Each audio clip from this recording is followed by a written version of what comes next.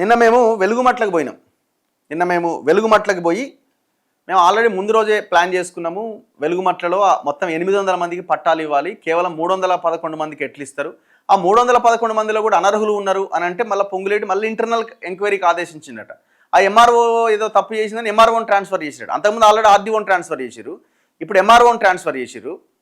రేపు కలెక్టర్ కూడా అప్లికేషన్ పెట్టుకుని అడిగి నేను ఉండేటట్టు లేదు నాయన, మొత్తం విజితంతా పోయింది, నన్ను అంతా బర్బాద్ చేసి రోడ్డు మీద పడేసిరు అని ఆయన కూడా నేను ఇక్కడ ఉండననే అభిప్రాయానికి వచ్చిందని అక్కడ వెళ్తే జనాలు చెప్తున్నారు, అక్కడ కొంత పెద్ద వాళ్ళు చెప్తున్నారు.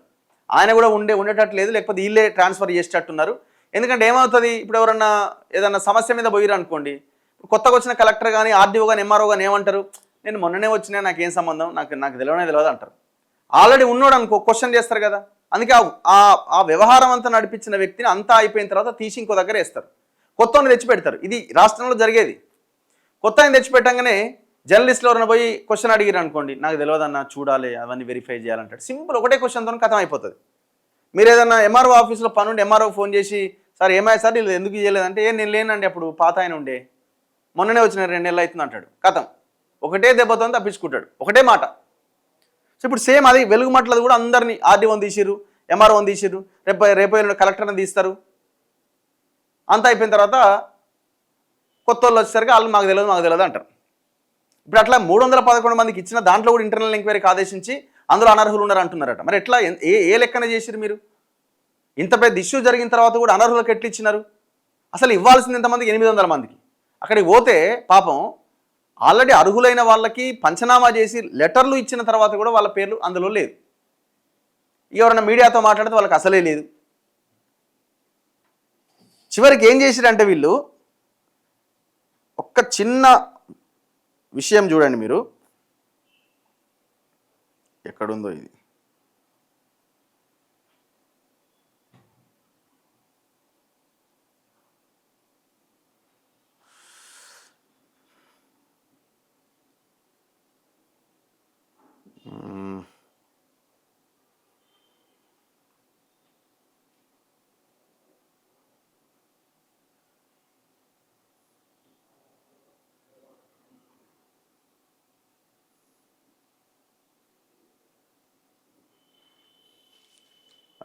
వీళ్ళు ఖమ్మం పోలీస్ కమిషనరేట్ నుంచి ఒక ప్రెస్ నోట్ రిలీజ్ చేసినారు మొన్న. ఏంది ఇప్పుడు అక్కడ జరుగుతున్న చర్చ ఏంది? పోలీసులు కానీ ఈ తుమ్మలాగేశ్వరరావు చెంచాలు ఈ దుర్మార్గులంతా ప్రచారం చేస్తున్నది ఏంది? అక్కడ పెద్ద ఎత్తున వసూలు చేశారా? ఓపీడీఆర్ గ్రామీణ పేదల సంఘం అనే సంస్థ ఒక ప్రైవేట్ ఆర్మీ కింద తయారైంది. ప్రభుత్వంలో ఉన్న వాళ్ళు కూడా ఎంటర్ కాలని పరిస్థితి ఏర్పడింది. అక్కడ ఉన్న బాధితుల దగ్గర నుంచి పైసలు వసూలు చేసి వీళ్ళు పెద్ద ఎత్తున కోట్లు కొల్లగొట్టిరన్నది వీళ్ళు చేస్తున్న ఆరోపణ. అయితే ఎవరెవరినైతే అరెస్ట్ చేసినారో, ఒక 4-5 కొంతమందిని అరెస్ట్ చేసి లోపల పెట్టినారో వాళ్ళనట కస్టడీలోకి తీసుకునట వాళ్ళ ఆస్తులు ఎట్టట సంపాదించి ఎక్కడెక్కడ ఖర్చు పెట్టిరో వాళ్ళు చెప్తేనట వీళ్ళ ఇళ్ళ మీద పడి సీజ్ చేసినారు. ఏం సీజ్ చేసిరా అంటే ఇక నా ఫోటోలు చూపిస్తే దేంతో నవ్వాలని కూడా అర్థం కాదు, ఇగో ఆయన పోలీస్ కమిషనర్, ఆయన పేరు ఏందో మరి, ఆయన మరి ఏం చదువుకున్నాడో ఏమో మనకు తెలియదు కానీ భూదాన్ ప్రభుత్వ భూముల దురాక్రమణదారుల 5 వాహనాలు సీజ్ చేసిరట. ఏందని బిఎండబ్ల్యూలు బెంజులు అనుకునేది పొరపాటున. ఆ వాహనాలు ఏందని నేను ఫోటోలు కూడా చూపిస్తా.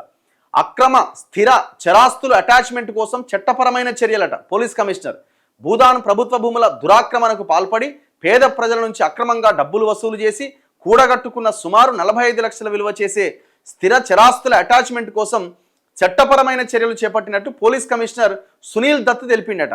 ఆయన పేరు సునీల్ దత్ అట. ఇప్పటికే నిందితుల దగ్గర నుంచి 10,40,000 విలువ చేసే 5 వాహనాలు సీజ్ చేసిరట. 5 వాహనాలు ఏంటి అవి, ఏం కార్లు, ఎవరెవరిల్లు?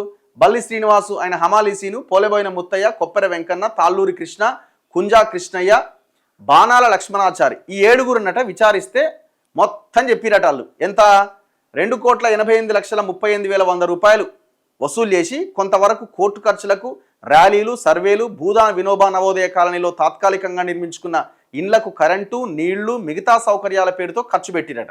మిగిలిన డబ్బును స్వప్రయోజనాల కోసం ఖర్చు పెట్టుకున్నారట. ఏందట ఇల్లు, ఇగో తాళ్ళూరి కృష్ణ అనట, ఆయనట ఒక ట్రాక్టర్ కొన్నాడట ఆ పైసలతోటి. ఏందా tractor? AP 20A1363 Kaviraj Nagar road number 1లో 64 గజాల విస్తీర్ణంలో ఇంటిపైన 19,90,000 రూపాయల ఖర్చు చేసి మొదటి 2వ అంతస్తు నిర్మాణం చేసిందట. ఈ ఇల్లు ఎప్పుడు కట్టిండే అంటే 10 ఏళ్ల కింద కట్టుకున్నాడు ఆయన. 3 పిల్లలు ఉన్నారు. 3 పిల్లల్లో 2 ఫిజికల్లీ మెంటల్లీ హ్యాండిక్యాప్డ్ పిల్లలు, ఒక అబ్బాయే పనిచేస్తాడు.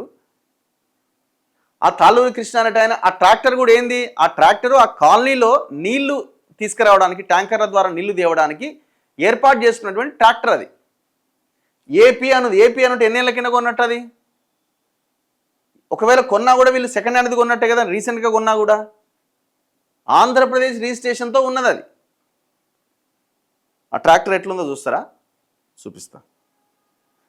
వీళ్ళు ఎంత గొప్ప కొండందవి ఎలుకని ఎట్టబడతారంటే ఇది పర్ఫెక్ట్ ఎగ్జాంపుల్ అనమాట. ఫోటో ఉండేగా,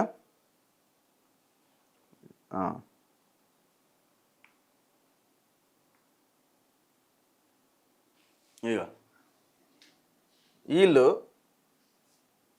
ఇక చూడు, ట్రాక్టర్ కొత్త ట్రాక్టర్ ఇది. ఇగో ఇది సీజ్ చేసిరట. ఆయన పోలీస్ కమిషనరు ఎంత అద్భుతంగా ఉంది చూడు ట్రాక్టర్ ఇది. 10 లక్షలు, ఈ 4 వాహనాలు కలిపి మొత్తం 10 లక్షల రేట్ అటు. ఇగో ఇదేమో ట్రాక్టరు, ఇది మూతి లేదు ముక్కు లేదు, దీనికి ఏం లేదు. ఇగో ఇది బండి, స్ప్లెండర్ బండి, ఇది కూడా సీజ్ చేసిరట. దీనికి నెంబర్ ప్లేట్ లేదు, కథ లేదు, వ్యవహారం లేదు. ఎప్పుడో పాత ఏదో వాళ్ళు లోకల్గా నడుపుకుంటున్నారు, ఆ కాలనీకి అక్కడిక్కడ తిరుగుతందుకు దీన్ని వాడుతున్నారు. ఇది అయిపోయిందా. ఇగో ఇక్కడ డీలక్స్ బండి ఉంది, ఇది హీరో బండి. ఇది ఎంతనా, ఇది ఎంత కమ్ముతావు మరి, నేను ఒకవేళ కొంటా అంటే ఎంత కమ్ముతావు అంటే తీసుకోను 10,000 ఇచ్చి తీసుకో అంటున్నా ఆయన. దీనికి ₹1,00,000 వాల్యూ చేసిరు అందులో పోలీసులు, దాంట్లో విచారణ దాంట్లో మేము ₹1,00,000 బండిని సీజ్ చేసినామని. సిగ్గుందా కొంచెం అన్నా? కొంచెం మనుషులేనా మీరు అసలు? ఈ 2 ట్రాలీలేమో ఆయన ఈఎంఐల ద్వారా ఫైనాన్స్ పెట్టి కొనుక్కున్న వెహికల్స్ ఇవి. ఆ ఫైనాన్స్ ఇంకా ఈఎంఐలు కడతానే ఉన్నాడు.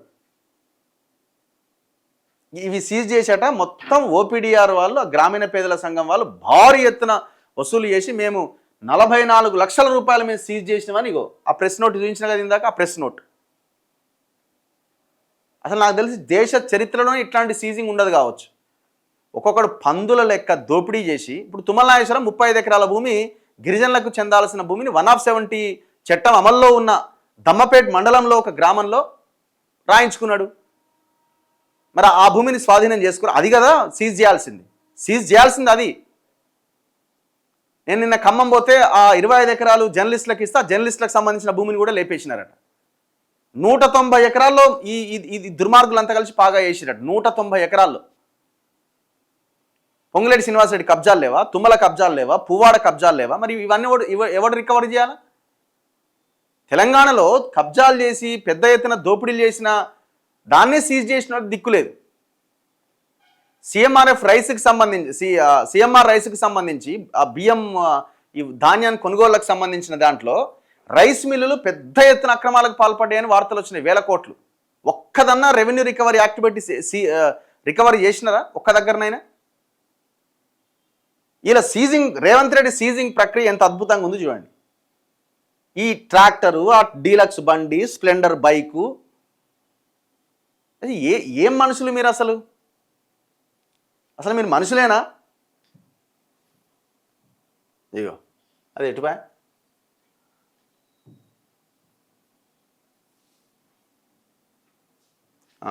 వాహనాల విలువనట 10,40,000 ఇండ్ల విలువనట 19,90,000 ఇండ్ల స్థలం అట 10 లక్షలట. బ్యాంకు ఖాతాలో నగదు 4,48,744 ఉన్నాయట.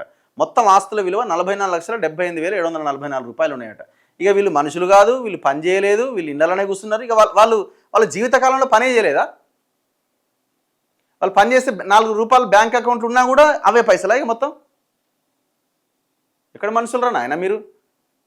ఏం జరుగుతుంది ఖమ్మంలో? ఇగో Koppera Venkanna Splendor motorcycle అట, నెంబరు 10 లక్షల విలువ చేసే ఇండ్ల స్థలంగా ఉన్నాడట. తన కొడుకు చదువులో ఖర్చు పెట్టిండట. ఇక నిన్న తిన్నదంతా మొన్న మటన్ తెచ్చుకున్నాడు, అది తిన్నాడు, అది కూడా అవే పైసలు. ఇంకా రాయిపోయిరా ఇవన్నీ.